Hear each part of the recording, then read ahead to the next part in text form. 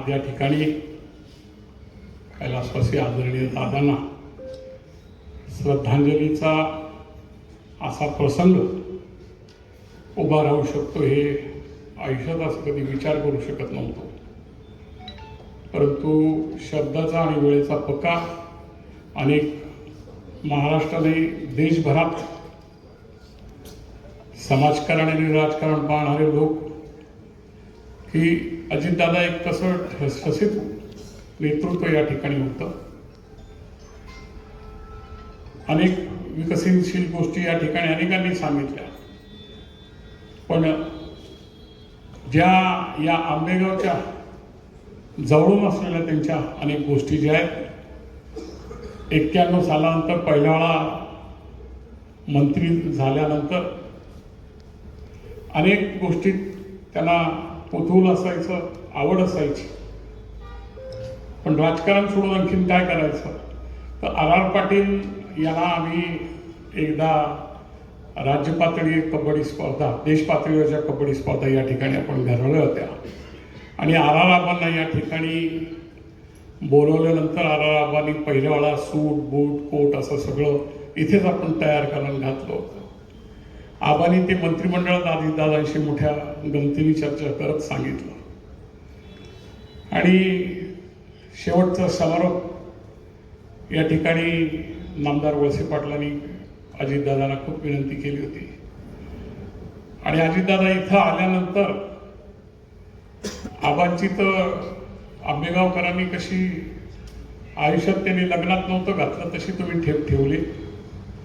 परंतु मी इथं आल्यानंतर समारोपात महाराष्ट्राच्या दोन्ही टीम या कबड्डीच्या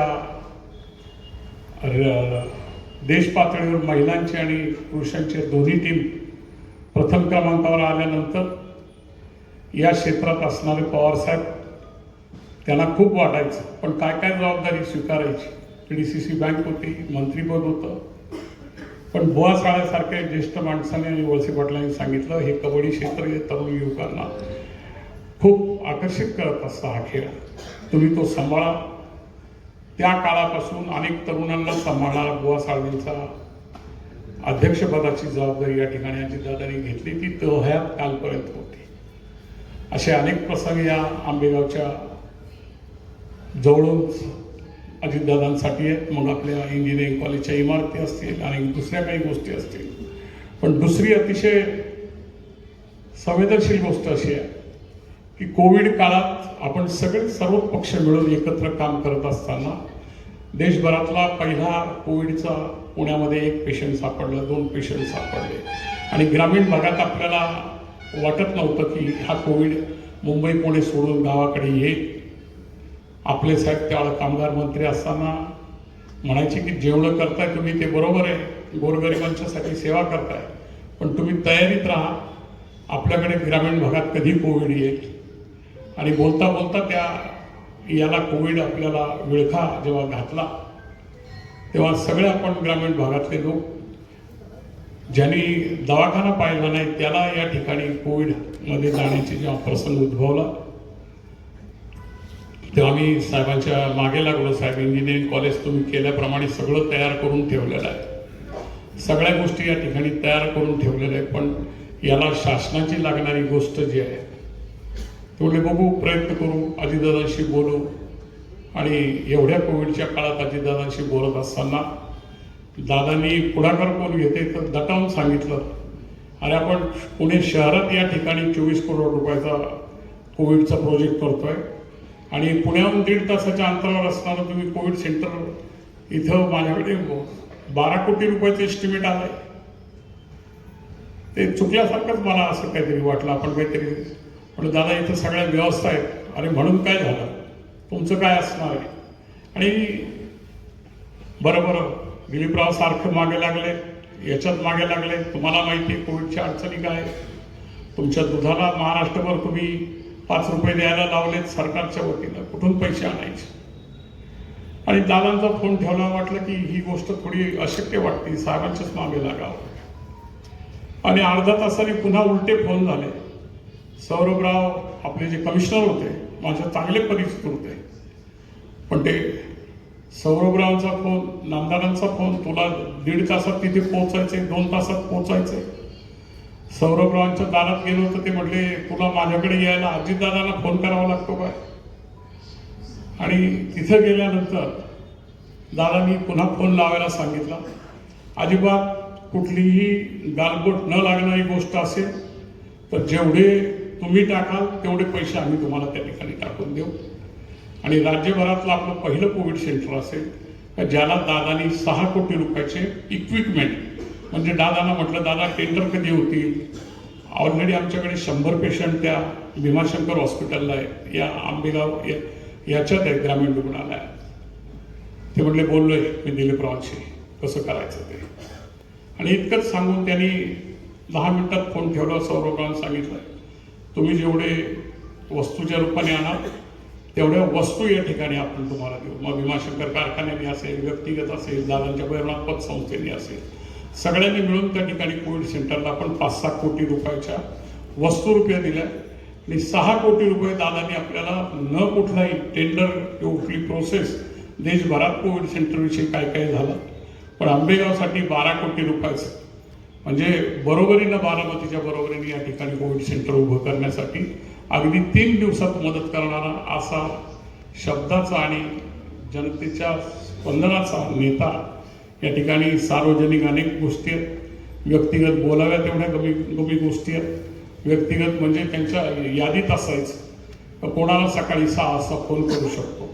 शहर सहकारी बँकेच्या माध्यमातून असेल, व्यवसायाच्या माध्यमातून असेल, दुधाच्या 6-6:30ला फोन वाचला अजितदादांच्या पीएचा. म्हणजे आपण झोपेत असलो तरी दादांशी सावध राहायचं आणि दादा तेवढ्या 2 मिनिटात काम सांगायचे. याचं एवढं काम आपल्याला त्याला मदत केली पाहिजे देवेंद्रशा. अशा पद्धतीने सकाळी 6 ते रात्री 10, विचारू नका एवढे व्यस्त असलेले. पण काल परवा 3-4 दिवसापूर्वी जे शेवटचा योगानं एक फोन झाला, असं वाटलं की हे अजितदादा बोलतात का दुसरं कोणी बोलत आहे. दादाच्या राजकीय याच्यामध्ये कोणीतरी आमच्या परिस्थिती असणारा, माझ्याबरोबरचे फोटो सोशल मीडियावर असणारे असे 3-4 लोक बँकेच्या किंवा डेअरीच्या संदर्भात त्यांनी फॉर्म भरले असेल. आणि म्हटलं दादा ते तुमचे सगळे कार्यकर्ते, नाही तुम्ही ते या तुमचे खूप फॅन आहेत ते. म्हणून दादा यायची अशी काही ते तुम्हाला समोरून भेटतील, त्यांना म्हणावं हा अजित पवार तुमच्यासाठी अहोरात्र उभा आहे. त्यांची काही सार्वजनिक कामं असली पण त्यांना हात जोडून विनंती कर असं सांगितल्यानंतर 27 तारखेला पुन्हा एकदा फोन येतो तर देवेंद्रशा तेवढं प्लीज तुम्ही. म्हटलं दादा अशी कधीच न बोलणार. आणि त्यांनी माघार घेऊन खूप आपल्यावर 4 लोकांनी घेतली असेल तिथे, खूप आपल्यावर माझ्यावर अजित पवारांनो बारामतीकरांनो उपकार केलेले मी त्यांचे विसरणार नाही. असे हे शेवटचे शब्द जेव्हा कानी पडले आणि 27ला घडते आणि 28ला सकाळी 9 वाजता अशा पद्धतीचं ज्या मुसळे मला फोन करायचे ते मुसळे टीव्हीवर दादांना हेलिपॅड एअरपोर्टवर घ्यायला आणि त्याच्या फोनवरून ऐकतोय दादा नाही राहिले. आजही हे मनाला पटत नाही. आणि अनेक व्यक्तिगत संबंध जसे आमच्या कार्यकर्त्याचे असेल, इथे असलेले सर्वच पक्षाचे नेते या ठिकाणी शोकसभेला अगदी मनापासून, कारण प्रत्येकाचा व्यक्तिगत कुठल्याही पक्षात असो, जिल्ह्याचा नेता राज्याचा नेता असताना प्रत्येकजण कोण कुठे काम करतोय आणि त्याच्या योग्य पद्धतीने मान सन्मान पद्धतीने त्याचा सन्मान ठेवायचा. इतका विस्तृत असणारा नेता, शेतकऱ्यांचे खऱ्या अर्थानं जाण असणारा. आणि सहज येता शेतात एका उभं राहिलो होतो, बटाट्याची कोण त्यांनी मला दिली. आता कोण रे त्या माई बोलल्या मला, आता आम्हाला बटाट्याला भाव लढण्यासाठी कोणासमोर मांडायचं, घड्याळच राहिलं नाही, आमचं दादाच राहिला नाही. असं सर्वसामान्य शेतकऱ्यांच्या महिलेच्या तोंडून ऐकणारे असे शब्द आपण कितीही बोललो तर कमी आहे. दादांची कमी कधीच सगळ्याच गोष्टींनी कधीच पुरी होऊ शकत नाही. जिथे जिथे त्यांनी पाऊल ठेवला, लक्ष्मीचं अगदी वरदान होतं. पहिला बारामती आम्ही पाहायचं, पिंपरी चिंचवडकरांनी त्यांच्यावर विश्वास टाकला. 15-20 वर्षापूर्वी दादा सिंगापूर हाँगकाँगमध्ये आहे का काय असं ते पिंपरी चिंचवड वाटायचं. कायापालट करणारा असं नेतृत्व आज आपल्यामध्ये राहिलं नाही.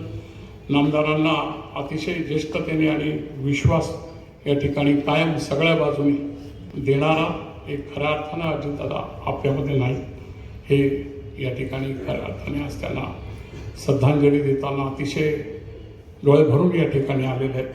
कुटुंबापेक्षा जवळचा कोणीतरी कुटुंबाचं कर्तृत्वाने आपलं गेलेलं आहे असं आपल्या सर्वांनी या ठिकाणी वाटतं. एवढंच या ठिकाणी श्रद्धांजलीपद. ओम शांती, ओम शांती, ओम शांती.